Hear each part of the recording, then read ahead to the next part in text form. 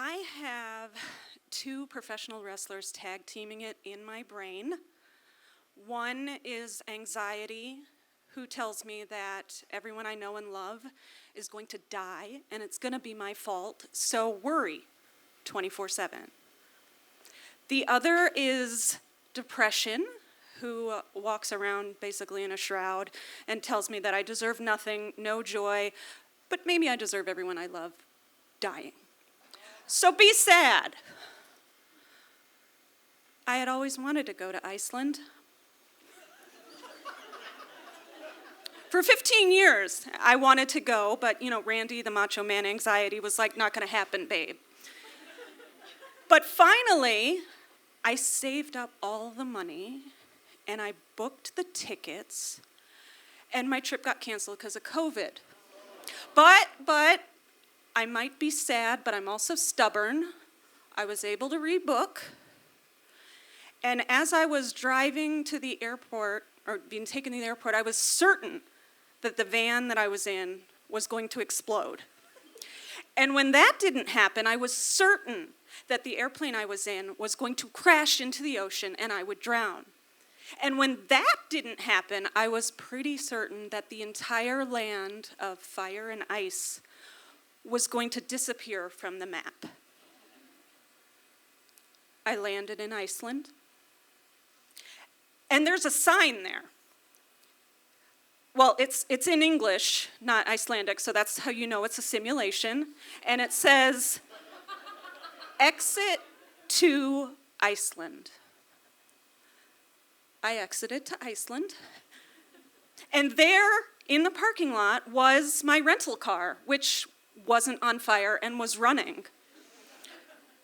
And I went to Reykjavik, and I got to my hotel, which had not burned down in the middle of the night. And I went up to the very nice guy at the check-in, and I said to him, I have a reservation. And he agreed with me.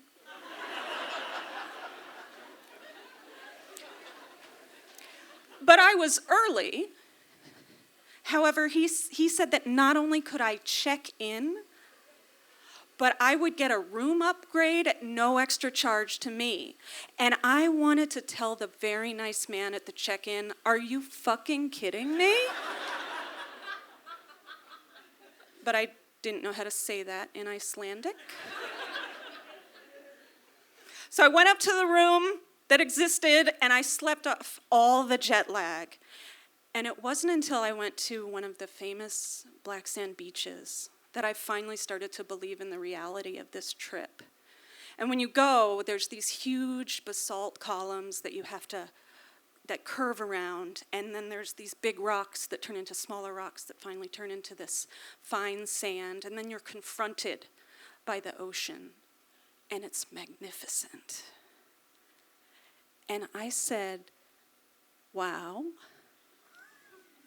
Now, I am not a wow person. I am low-key, I am straight-faced, but 400 people heard me.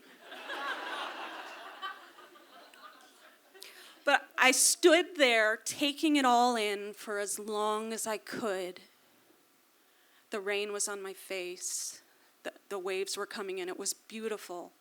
And I thought, maybe I'll take myself to dinner. I might deserve it. So I go back to the city and I go to this restaurant and I have this nice dinner, and something weird happens. There's like this really warm feeling in my chest that keeps spreading. It wasn't gas. And then as I'm eating, I started crying.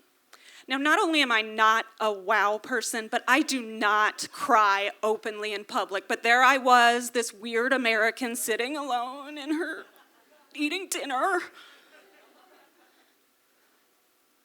And the warm feeling kept coming, and I finally realized that this is what it means to take care of yourself.